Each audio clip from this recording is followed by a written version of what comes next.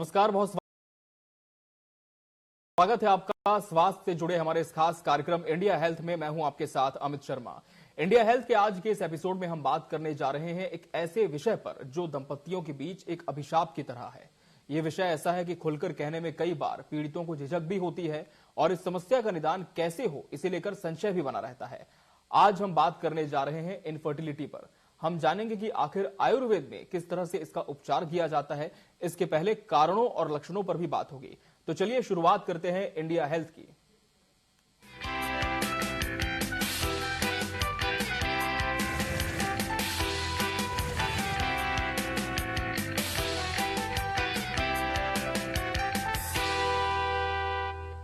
और इस विषय पर हमारे साथ चर्चा करने के लिए स्टूडियो में मौजूद हैं Shri Sai Ayurveda Panchakarma and infertility clinic से डॉक्टर एस सोनी जी, जो पिछले 19 सालों से आयुर्वेद क्षेत्र में सक्रिय हैं। आयुर्वेद के क्षेत्र में इनफर्टिलिटी ट्रीटमेंट में इनका अमूल्य योगदान है। सर, आपका बहुत बहुत स्वागत है हमारे शो पर। नमस्कार सर, आप एक आयुर्वेदिक डॉक्टर हैं, पंचकर्म और इनफर्टिलिटी एक्सपर्ट भी हैं और बहुत सारी दंपतियों की जो समस्या है इससे संबंधित आपने उसका निदान भी किया है। लेकिन आम बोलचाल में यदि हम ये समझें कि इनफर्टिलिटी क्या है और कितने प्रकार के हैं, तो किस तरह से इस पे हम चर्चा कर सकते हैं? इनफर्टिलिटी एक्चुअली में जब कोई मैरिड कपल 1 साल तक विदाउट एनी कॉन्ट्रासेप्टिव टूल्स के कांटेक्ट करता है और उसके बाद भी राइट टाइम पे कांटेक्ट करता है, अगर उसके बावजूद भी 1 ईयर के बाद भी अगर कंसीव नहीं होता है, दैट इज इनफर्टिलिटी। इनफर्टिलिटी 2 प्रकार की है, प्राइमरी और सेकेंडरी इनफर्टिलिटी। प्राइमरी ये है कि कभी भी कंसीव ना हुआ हो। सेकेंडरी इनफर्टिलिटी अगर एक बच्चे होने के बाद दूसरे बच्चे के लिए अगर ट्राई करता है कपल, अगर नहीं होता है, दैट इज सेकेंडरी इनफर्टिलिटी। ये दोनों में होता है इनफर्टिलिटी, मेल और फीमेल दोनों में। बिल्कुल सर।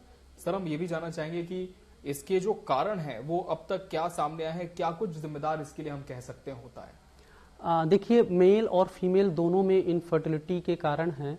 फीमेल में मुख्यतः क्या होता है कि हार्मोनल इम्बैलेंस होता है, ट्यूब ब्लॉक होता है, पीसीओडी है, पीसीओएस है, एंडोमेट्रियोसिस है, एंजाइटी है, डिप्रेशन है, ट्यूबुअल डिसफंक्शन है, ऐसे बहुत सारे कारण हैं, क्रॉनिक डिसीज है, ये मुख्यतः कारण हैं। और इसके अलावा मेल में भी हैं, ओलिगोस्पर्मिया है, एजोस्पर्मिया है, स्पर्म प्रोडक्शन ना होना, अर्ली जैकुलेशन या कोई क्रॉनिक डिसीज या स्ट्रक्चरल डिफेक्ट स्पर्म में हो सकता है। ये मूलभूत कारण है। बिल्कुल सर, आपने जिक्र किया प्राइमरी और सेकेंडरी ही है। प्राइमरी इनफर्टिलिटी जैसे मैंने कि आपको बताया है कि अगर एक पूरे 1 साल 2 साल 3 साल जब तक वो ट्राई करता है विदाउट एनी कॉन्ट्रासेप्टिव टूल्स के और बच्चे नहीं होते, कंसीव नहीं होता है, तो वो प्राइमरी इनफर्टिलिटी है।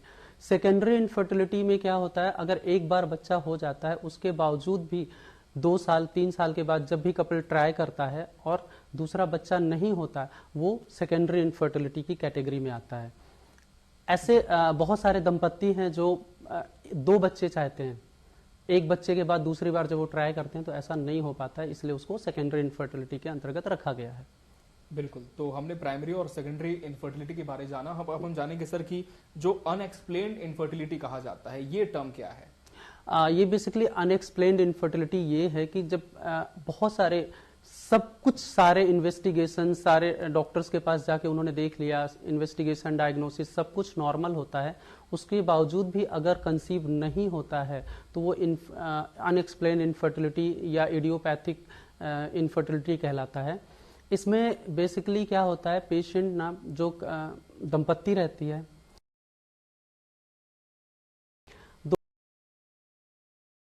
वो प्रॉपर अपने राइट टाइम पे कंसीव के लिए प्लान करते हैं, उसके बावजूद भी नहीं होता है, तो इसका मेन कारण है डिप्रेशन, एंजाइटी।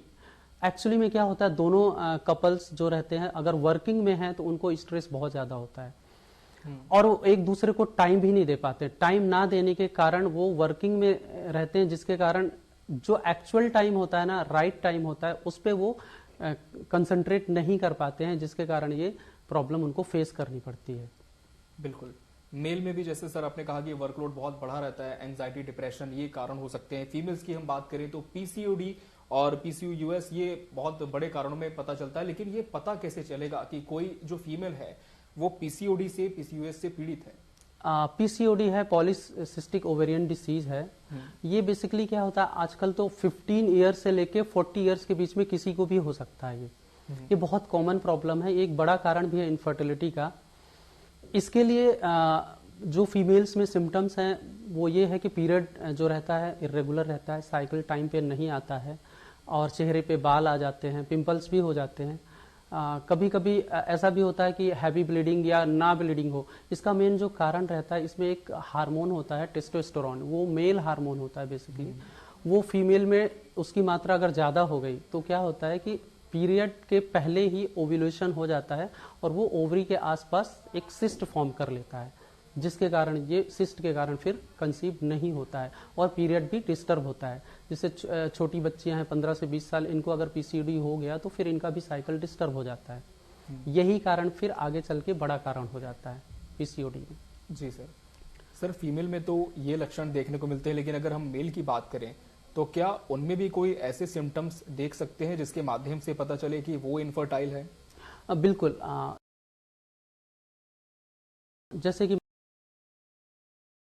सोशल हो चाहे घर वालों का हो, सभी लोग सबसे पहले फीमेल के लिए बोलते हैं, जबकि मेल बहुत बड़ा कारण होता है इनफर्टिलिटी का। जी। इसमें ओलिगोस्पर्मिया जो होता है ये तो ट्रीट हो सकता है, बहुत सामान्य है। एक्चुअली में जो नॉर्मल स्पर्म काउंट होता है वो 50 से 150 लाख तक होता है, बट अगर इससे 50 से कम होता है तब फिर ये ओलिगोस्पर्मिया की कैटेगरी में आता है। और कभी कभी ऐसा होता है कि एजोस्पर्मिया मतलब अब्सेंट ही रहता है स्पर्म, वो थोड़ा सा टफ होता है, लेकिन उसके लिए भी ऐसा जरूरी नहीं है। अगर प्रोडक्शन नहीं हो रहा है स्पर्म का तो एजोस्पर्मिया की कैटेगरी में आएगा, लेकिन अगर प्रोडक्शन हो रहा है और वो किसी कारणवश स्पर्म हमें उसपे सीमेन एनालिसिस में नहीं दिखता है तो फिर हम और फर्दर इन्वेस्टिगेशन पे जाते हैं। फर्दर इन्वेस्टिगेशन करवाने के बाद पता चलता है कि शायद हो सकता है कि स्पर्मेटिक कॉर्ड में या उस पैसेज में जहां से स्पर्म बाहर आता है उस पैसेज में कोई ऑब्स्ट्रक्शन हो, तो उसके कारण ये एजोस्पर्मिया हो सकता है। ओलिगोस्पर्मिया हो गया, कभी कभी अर्ली जैकुलेशन होता है, अर्ली जैकुलेशन के कारण भी ऐसा हो सकता है। उसका मेन कारण ये है कि पेशेंट जो वर्किंग में रहते हैं या कोई किसी भी कारण से अगर उसको स्ट्रेस, लॉन्ग टाइम से स्ट्रेस और एंजाइटी या डिप्रेशन है तो अर्ली जैकुलेशन हो सकता है, या कोई क्रॉनिक डिसीज है तो भी हो सकता है। अच्छा परफॉर्मेंस ना दे तो भी ऐसा हो जाता है। तो हमने बात की कि इनफर्टिलिटी क्या है, इसके कारण, प्रकार और लक्षण क्या हैं, और अब हम जानेंगे इस सेगमेंट में कि आयुर्वेद में किस तरह से हम इसे डायग्नाइज कर सकते हैं। सर, जैसे कि हम देखते हैं कि एलोपैथी में तो बहुत सारे टेस्ट होते हैं, लेकिन जब पेशेंट आयुर्वेद की तरफ मूव करता है, सबसे पहले तो हम ये भी आपसे जानना चाहेंगे कि क्या आपके पास ऐसे पेशेंट्स भी आए जिन्होंने हर तरह की पद्धति अपना ली लेकिन फायदा फिर उन्हें आयुर्वेद में मिला, और आयुर्वेद में इसका परीक्षण किस तरह से किया जाता है? देखिए, पेशेंट तो हमारे पास पहले स्टार्टिंग में बहुत ही कम आता है। पहले तो वो एलोपैथिक में ही डायग्नोसिस करवाता है, ट्रीटमेंट करवाता है, जब नहीं होता तो ही आता है। तो एलोपैथिक में डायग्नोसिस के तो बहुत सारे तरीके हैं, बहुत सारी नई नई टेक्नोलॉजीज हैं। ब्लड टेस्ट है, रेडियो में है, सोनोग्राफी है, ओव्यूलेशन स्टडी है। एक बड़ा कारण होता है जो मैं आपको नहीं बताया, ओव्यूलेशन। जी, ये ओव्यूलेशन स्टडी के थ्रू ही पता चलता है। ये क्या होता है, टाइमली अगर ओव्यूलेशन ना हो और रप्चर ना हो तो इनफर्टिलिटी एक इसके लिए बहुत बड़ा रिस्पॉन्सिबल है कारण। तो अब हम चलते हैं आयुर्वेद की तरफ से। पहले तो एलोपैथी में पेशेंट सारा कुछ अप्लाई कर लेता, जो हो सकता है इन्वेस्टिगेशन, चाहे वो ब्लड टेस्ट हो, चाहे वो कोई नई टेक्नोलॉजी जैसे HSG होता है, हिस्टीरियो सैल्पिंजोग्राफी, उसमें भी पता चलता है ट्यूब ब्लॉक का। तो ये सारे जो इन्वेस्टिगेशन है वो एलोपैथी के माध्यम से ही हमें पता चलता है। अब उसके बाद हमें इसके आगे बढ़ना पड़ता है। इसके आगे बढ़ने के लिए हम क्या करते हैं, पेशेंट को दोष परीक्षा करते हैं। दोष परीक्षा के लिए हमारे आयुर्वेद में ही कहा गया है कि स्वस्थस्य स्वास्थ्य रक्षणम आतुरस विकार प्रशमनम चा, स्वस्थ व्यक्ति के स्वास्थ्य की रक्षा करना और रोगी के रोगों को ठीक करना, ये आयुर्वेद का उद्देश्य ही है। जी। तो दोषों की अंशांश कल्पना, नाड़ी के द्वारा ही हम दोषों की अंशांश कल्पना करते हैं। जो दोष बढ़ा हुआ रहता है उस दोष के अकॉर्डिंग हम चिकित्सा करते हैं। आयुर्वेद में 3 दोष बताए गए हैं, वात, पित्त, कफ। ये बेसिकली अगर शरीर में नॉर्मल अवस्था में रहते हैं तो हमारा शरीर स्वस्थ रहता है। और अगर इसमें इम्बैलेंस होता, कोई भी दोष इम्बैलेंस हुआ, तो फिर एबनॉर्मलिटी आती है। अब बात आती है इनफर्टिलिटी में। इनफर्टिलिटी में वात और कफ दोष का इन्वॉल्वमेंट ज्यादा रहता है। सबसे ज्यादा तो वात दोष ही माना गया है। हालांकि हर पेशेंट में अलग अलग दोषों का इन्वॉल्वमेंट रहता है। जो मुख्यतः है वात दोष, इसको हम मेन कारण मानते हैं इनफर्टिलिटी में। जी, नाड़ी परीक्षण कैसे ये जान सकते हैं कि व्यक्ति के शरीर में किस तरह की बीमारियां हैं, किस तरह की व्याधियां हैं? देखिए, नाड़ी परीक्षा हमारे आयुर्वेद का बहुत इंपॉर्टेंट टूल्स है। नाड़ी से ही हम उसका प्रकृति परीक्षण करते हैं, दोषों की अंशांश कल्पना करते हैं, देखते हैं नाड़ी से कि वात, पित्त और कफ, जिसके माध्यम से पता चलता है कि जो हमारा पेशेंट है वो किस व्याधि से ग्रसित है। अगर इसमें प्रकृति भी डिसाइड होती है कि वातज, पित्तज, कफज, ऐसे करके 7 प्रकृतियां मानी गई हैं। तो उससे प्रकृति निर्धारण के कारण ही हमें पता चलता है कि अगर मान लीजिए किसी पेशेंट को एक्सेस ब्लीडिंग हो रही है, तो हमें नाड़ी देख के ही पता चलेगा कि पता चला पित्त का इन्वॉल्वमेंट ज्यादा है। पित्त और वात का अगर इन्वॉल्वमेंट ज्यादा है तो हो सकता है ब्लीडिंग ज्यादा हो रही है। पीसीओडी के लिए भी देखते हैं कि वात और कफ का इन्वॉल्वमेंट ज्यादा रहता है। अगर वात और कफ बढ़ा हुआ है, पेशेंट कभी कभी ओबेसिटी भी रहती है, ठीक है, ओवरवेट के कारण भी इनफर्टिलिटी का एक बड़ा कारण है कि ओवरवेट। तो जो नाड़ी रहती है, नाड़ी परीक्षा से हमें पता चलता है कि कफ दोष बढ़ा हुआ है, वात दोष बढ़ा हुआ, पित्त दोष बढ़ा हुआ, उसके अकॉर्डिंग वात और कफ का हम फिर प्रॉपर ट्रीटमेंट करते हैं। ये हो गई बात पीसीओडी और पीसीओएस के लिए। ऐसे ही होता है ट्यूब ब्लॉक रहता है, ट्यूब ब्लॉक के लिए भी हम नाड़ी परीक्षा, उसमें दोष देखते हैं कि कौन सा दोष बढ़ा हुआ है। अगर मान लीजिए कफ का इन्वॉल्वमेंट ज्यादा है उस पेशेंट में और पेशेंट ओवरवेट भी है, तो भी ट्यूब ब्लॉक होने के चांसेस ज्यादा रहते हैं।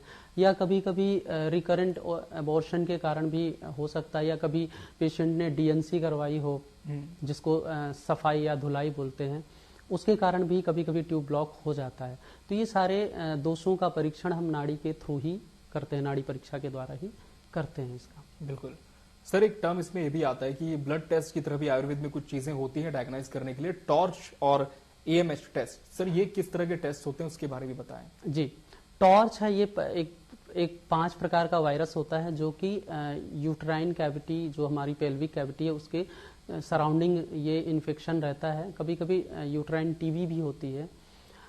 तो ये जो इन्फेक्शन रहता है, इसके कारण कभी कभी क्या होता है, पेशेंट कंसीव तो हो जाता है, बट 1.5 मंथ्स या 2 मंथ्स या 3 मंथ्स में अबॉर्ट हो जाता है, मिसकैरेज हो जाता है। उसका सबसे बड़ा कारण ये टॉर्च ही रहता है।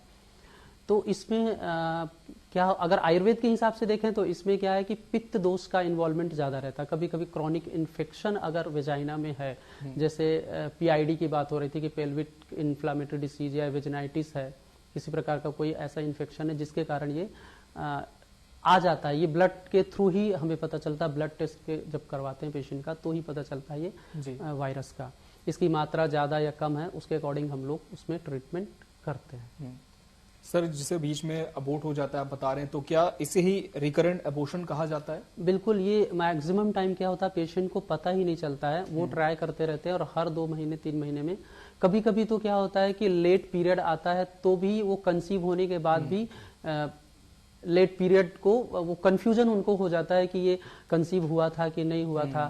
फिर कभी 2 महीने में हार्ट बीट नहीं आई, तो भी पेशेंट को पता चलता है कि ये रिकरेंट अबॉर्शन। ऐसे 2-3 बार होने के बाद ही पेशेंट डॉक्टर के पास आता है, तभी उसको पता चलता है रिकरेंट अबॉर्शन के बारे में।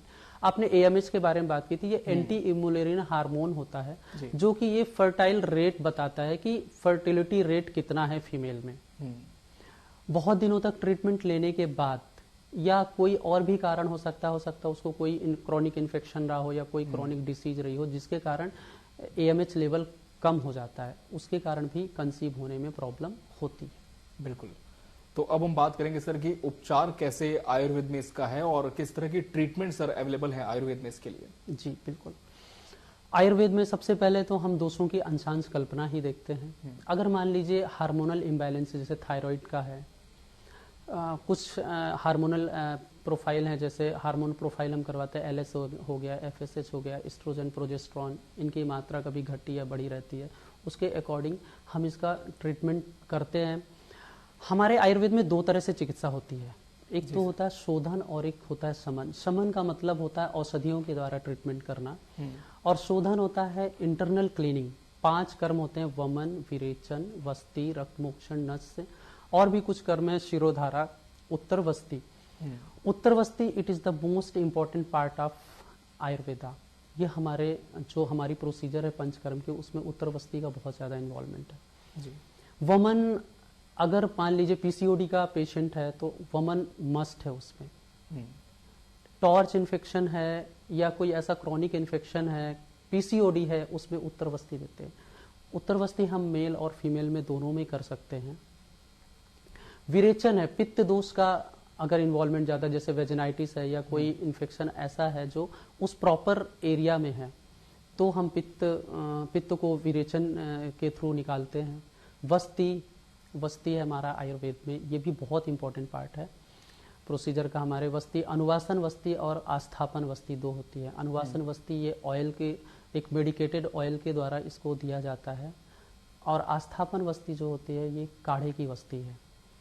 इसका एक क्रम रहता है, योग रहता है इसका, उसके थ्रू हम इसको, ये पेशेंट का अलग अलग पेशेंट में अलग अलग तरह से इसको हम करते हैं। बिल्कुल। और सर एक पेशेंट है, उनकी भी एक बाइट है, हम चाहेंगे कि हम उसे भी जरूर स्क्रीन पर प्ले करें कि जब ट्रीटमेंट के पहले किस तरह की स्थिति और जब ट्रीटमेंट लिया तो क्या कुछ फायदा हुआ आयुर्वेद में, तो हम स्क्रीन पर जरूर उस बाइट को दिखाएंगे।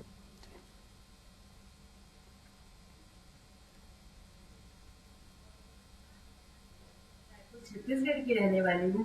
मैं आपको बताना चाहती हूँ कि मुझे एंडोमेट्रियोसिस, चॉकलेट सिस्ट, साथ में मल्टीपल फाइब्रॉइड्स की प्रॉब्लम थी। इस प्रॉब्लम के कारण मुझे कंसीव करने में भी दिक्कत हो रही थी। मेरी शादी को 4 साल हो चुके थे, फिर भी कोई होप नजर नहीं आ रही थी। मैंने एलोपैथी में भी अपना ट्रीटमेंट करवाया, आईवीएफ भी करवाया, पर वो भी फेल हो गया। उसके बाद मुझे साई पंचकर्म एवं आयुर्वेदिक सेंटर का पता चला, जहाँ पर मुझे डॉक्टर एसएस सोनी और डॉक्टर वर्षा सोनी मिले। उनसे मिलने के बाद साथ में मेरा मनोबल भी बढ़ाया और मेरा ट्रीटमेंट भी शुरू किया। मैंने पंचकर्म भी करवाया और साथ में आयुर्वेदिक दवाइयां भी ली। तो सर ये एक आपकी पेशेंट्स थी, रायपुर से ही थी ये आपकी पेशेंट, और जब ये प्रोसेस शुरू होता है सर तो इसके चरण हम कह सकते हैं क्या होते हैं? क्योंकि देखिए मैं ये सवाल आपसे इसलिए पूछ रहा हूं, हर तरफ से हताश हो जाते हैं, निराशा होती है, कोई उम्मीद नहीं रहती है। ऐसे में जब पेशेंट आपके पास आता है तो सबसे पहला स्टेप क्या होता है सर आपका? सबसे पहले तो पेशेंट इतना फेडअप हो चुका होता है एलोपैथिक ट्रीटमेंट लेने के बाद। एलोपैथिक क्या, वो हर जगह जाता है, एलोपैथिक, आयुर्वेदिक, होम्योपैथिक, पता नहीं कहाँ कहाँ जाता है, पूजा पाठ बहुत सारी चीजें करवाता है, और इतना परेशान हो जाता है कि उसको फिर लगता है कि अब बस हमें यहीं से उसका अंत होना चाहिए।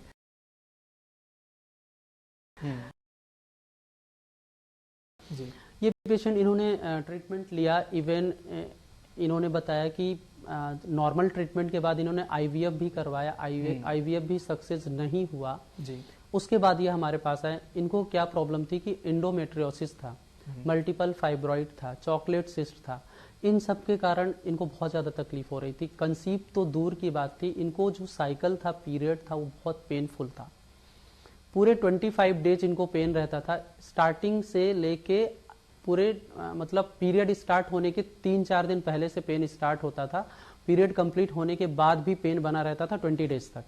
इनको इंजेक्शंस लेना पड़ता था, पेन किलर लेना पड़ता था, उसके बावजूद भी ठीक नहीं होता था। इन्होंने कहा कि सर मुझे बच्चा तो बाद में चाहिए, अभी पहले मुझे ना इसका ट्रीटमेंट चाहिए।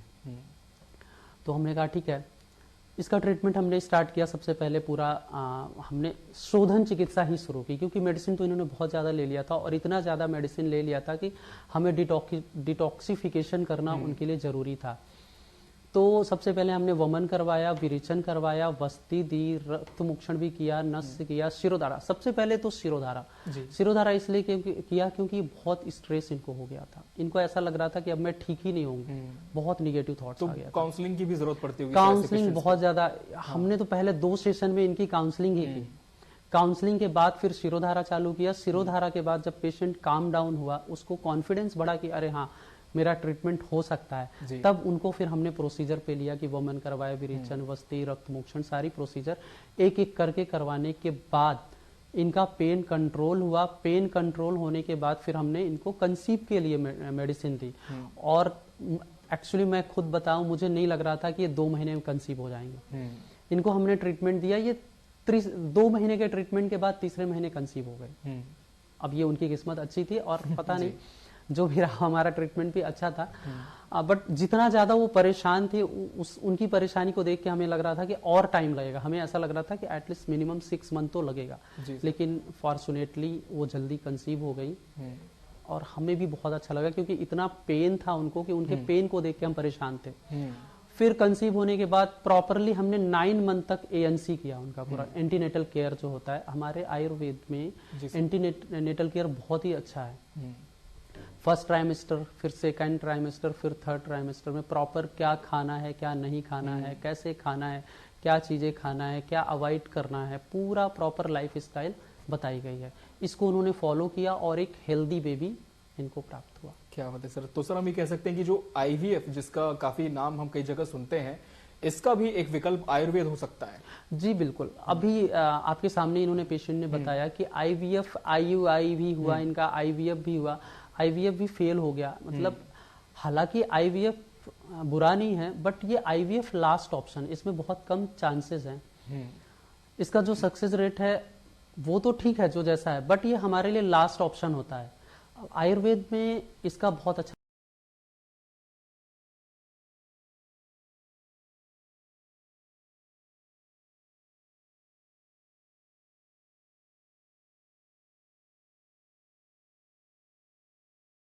विकल्प है और पेशेंट को लेना चाहिए। बिल्कुल। अगर नहीं सक्सेस होता है तब हमें लास्ट ऑप्शन में IVF की तरफ जाना चाहिए। बिल्कुल सर। और सर जैसे कि आपने बताया भी कि कई जगह ये पेशेंट जाते हैं और कई बार हमने देखा है कि एस्ट्रोलॉजर्स के पास भी जाते हैं, तो क्या ये जो वैदिक चिकित्सा है, मंत्र चिकित्सा है, इसे भी हम आयुर्वेद से रिलेट कर सकते हैं? जी बिल्कुल। हमारे आयुर्वेद में मंत्र चिकित्सा कही गई है। इसको एक्चुअली मैंने मुझे तो प्रैक्टिस के दौरान ही दिखा ऐसा कि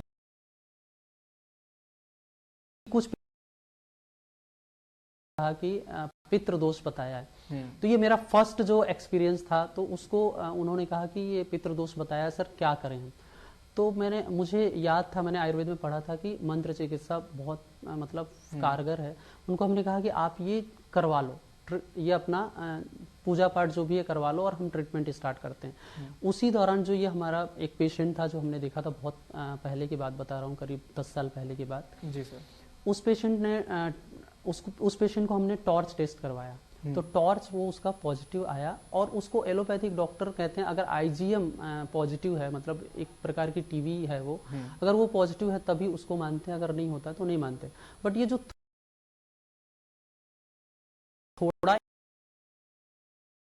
इन्फेक्शन उसको था और वो बार बार क्या होता था कि 1 महीने 2 महीने के कंसीव के बाद अबॉर्ट हो जाता था, मिसकैरेज हो जाता था।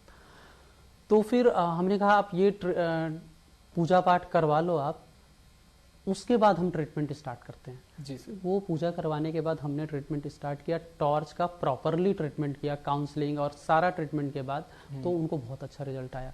फिर उसके बाद जब भी पेशेंट, मुझे ऐसा लगता था, क्योंकि हमारे पास नया पेशेंट तो कभी आता नहीं है, 3 साल 5 साल 7 साल 8 साल 9 साल 10 साल इसके बाद आते हैं, तो फिर मुझे लगता है कि नहीं, पेशेंट को भी सेटिस्फेक्शन रहना चाहिए, वो जो करना चाह रहा है कर ले, बिल्कुल, जिससे मुझे वो दोष ना दे। तो मैं बोलता हूं कि आप ये पूजा करवा लो, उसका इंपॉर्टेंस है। क्योंकि मंत्र चिकित्सा, महामृत्युंजय मंत्र है, गायत्री मंत्र है, इनका बहुत अच्छा इफेक्ट है। तो पूजा करवाने के बाद फिर हमने देखा कई पेशेंट्स में ये इसका रिजल्ट आया, तो फिर मैं उसको बोल देता हूं कि पेशेंट को कि आप इसको करवाओ, एक तरफ आपकी पूजा चलती रहेगी और हम ट्रीटमेंट स्टार्ट करेंगे। उस पूजा पाठ से क्या होता है, पेशेंट पॉजिटिव हो जाता है, बिल्कुल, उसका जो ब्रेन में नेगेटिविटी रहती है, नेगेटिव थॉट्स रहते हैं, उसके जो वाइब्रेशंस रहते हैं मंत्र के, उसके ब्रेन में बहुत अच्छा पॉजिटिव इफेक्ट करता है। उस इफेक्ट के बाद वो ट्रीटमेंट को प्रॉपरली ले पाता है।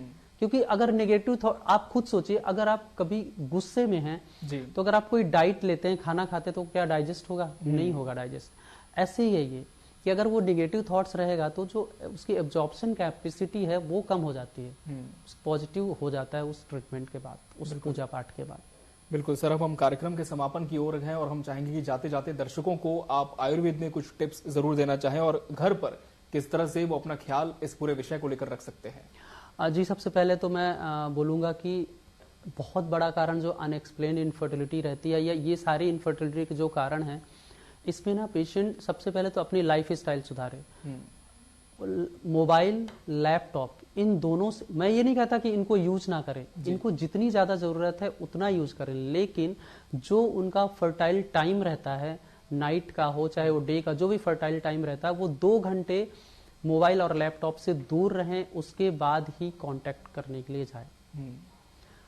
और इसके अलावा कुछ घरेलू उपचार भी हैं, जैसे कभी कभी ओव्यूलेशन की बात हो रही थी, तो फीमेल्स के लिए ये है कि किचन में बहुत सारी चीजें रहती है, जैसे है एक लहसुन है, उसको खाने में यूज करें। खाने में तो यूज होता ही है, लेकिन अगर ओव्यूलेशन प्रॉपर नहीं है, रप्चर नहीं हो रहा है टाइमली, तो लहसुन की कली को ना उसको क्रश करके 1 या 2 कली रोज मॉर्निंग में सुबह खाली पेट ले लें। सोट का चूर्ण होता है, सुंठी, उस सोट का चूर्ण को शहद में मिलाकर चाटे। डेली नहीं हो पाए तो अगर अल्टरनेट भी करते हैं तो भी चलेगा, बट इसको 1 मंथ तक कंटिन्यू लें, ये ओव्यूलेशन में बहुत हेल्पफुल रहता है। पीसीओडी के लिए मैं बता देता हूँ कि पीसीओडी में क्या होता है कि कफ की मात्रा बढ़ी रहती है, वात और कफ दोनों की, तो उसके लिए त्वक, दालचीनी का नाम सुना होगा आप लोगों, सब लोग जानते हैं किचन में रहता है मसाला, बिल्कुल दालचीनी, तो इसका उपयोग कर सकते हैं। इसका 1/4 टी मतलब 1/4 चम्मच गर्म पानी के साथ पीसीओडी में इसको ले सकते हैं। सबसे इंपॉर्टेंट है योगा, प्राणायाम और योगा। कुछ आसन है, पश्चिमोत्तासन है, भुजंगासन है, बटरफ्लाई है। इससे बटरफ्लाई आसन से क्या होता है, इससे यूट्रस भी स्ट्रांग होता है। मेडिटेशन और प्राणायाम, प्राणायाम में 5 प्राणायाम, अनुलोम विलोम, कपालभाति, उज्जयी, भ्रामरी, उद्गीत, ये सारे प्राणायाम प्रॉपरली उनको करना चाहिए। डेली अपने लिए 30 मिनट्स पेशेंट को निकालना चाहिए, सुबह और शाम दोनों टाइम।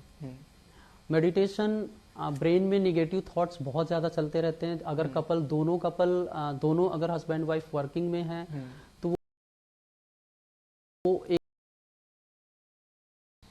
तो मेडिटेशन उनके लिए मस्ट है। जी सर, तो इसलिए मैं चाहता हूं कि बिल्कुल, तो इन तमाम बातों का हमें ध्यान रखना है और निश्चित तौर पर एक अच्छा स्वास्थ्य आपका रहेगा तो किसी भी तरह की परेशानी आपको नहीं होगी, लेकिन अगर होती है तो आयुर्वेद एक बहुत बेहतर ऑप्शन आपके लिए हो सकता है। इसी के साथ इंडिया हेल्थ में आज के लिए फिलहाल इतना ही। सर, आपको बहुत बहुत धन्यवाद हमसे इस शो पर जुड़ने के लिए। इसमें फिलहाल इतना ही। मुझे और मेरी पूरी टीम को दीजिए इजाजत। नमस्कार।